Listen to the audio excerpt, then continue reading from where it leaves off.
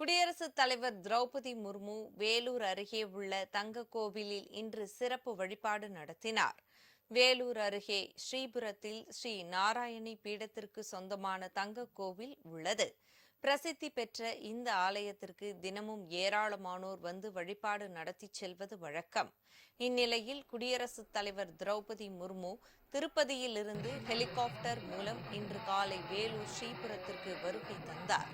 அவரை தமிழ்நாடு ஆளுநர் ஆர்.என். ரவி, மத்திய அமைச்சர் எல். முருகன், மாநில அரசின் கதர் துறை அமைச்சர் காந்தி, வேலூர் மாவட்ட ஆட்சியர் சுப்புலட்சுமி ஆகியோர் வரவேற்றனர்.